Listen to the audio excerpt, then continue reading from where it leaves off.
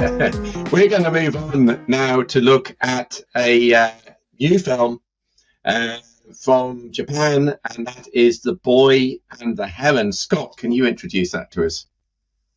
I can indeed. It is the newest film from Hayao Miyazaki, the latest Studio Ghibli movie. We see a young boy who ventures into the woods and finds himself on a fantastical adventure. Here's a clip. A lot of strange things happen in this place. I just hope he stays safe. Save me.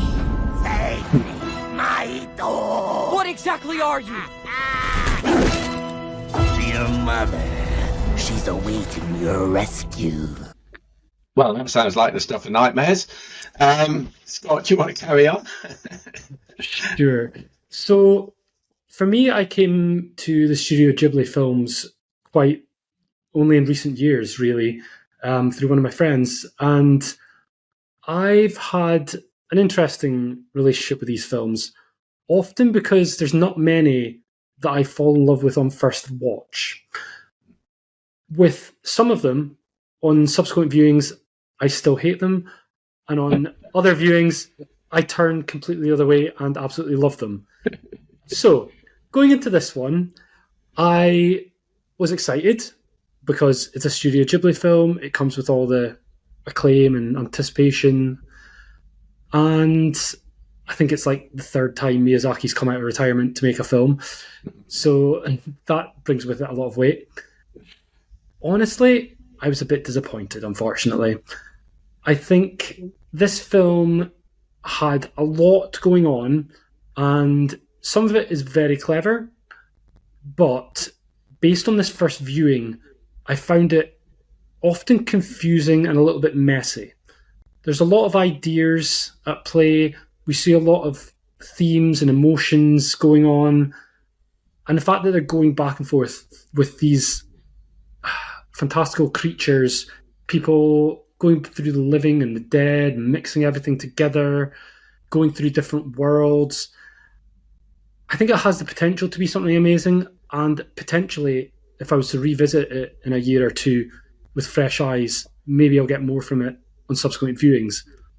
But on a first-time viewing, with the amount of hype that a film like this has, I am sad to say that I was a little bit disappointed in this one. Okay. Andy, how about you? I absolutely just want to echo everything Scott just said. For me, with Studio Ghibli, I tend to like the less fantastic, more fantastical ones. So things like When Marnie Are There is my actual favourite Studio Ghibli film, which doesn't have all these weird creatures. It's just basically a time travel story about friendship. I echo what Scott said. I think they threw everything at this but the kitchen sink, and probably the kitchen sink is in there somewhere. It's too long. It's too long. It's nearly 2 hours, around about 2 hours. I thought that there was a really good movie struggling to get out of it. There's too many concepts, too many ideas, too much thrown at you. Now, I saw the dubbed version. Whether, if I go back and see the original language subtitled, I don't think that's going to make an awful lot of difference, to be honest, to me. I just really want to echo everything Scott just said. I was disappointed.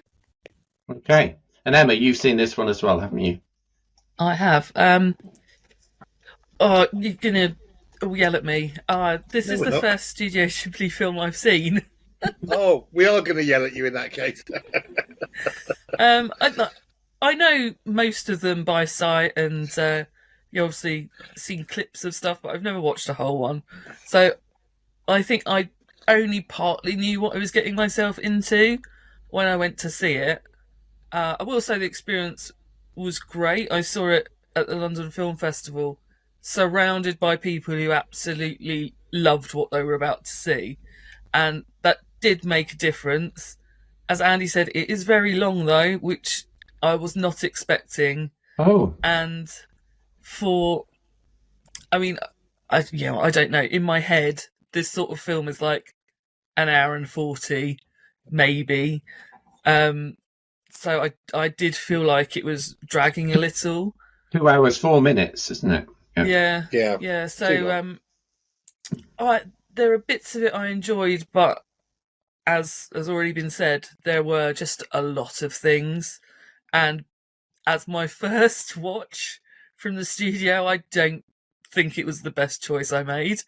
But, I do have the others on my watch list, and I'm sure once I appreciate some of the other ones, I will be more on board. But I was entertained, but it just wasn't really for me. Okay. Oh, sounds like this might be a struggle for Studio Ghibli. Scores on the doors, Scott. Regrettably, I'm going for 5 out of 10 on this one. 5. Andy? I enjoyed the music, so I'm going to go for 6. 6. And Emma? It was a 5 from me as well. 5. That's 16 divided by 3 is 5.33, I'm afraid, for The Boy and the Heron, which makes it a Studio Ghibli miss from us. Okay. It's been doing very good business in the US, hasn't it? Despite what we Incredible. think. So, yeah.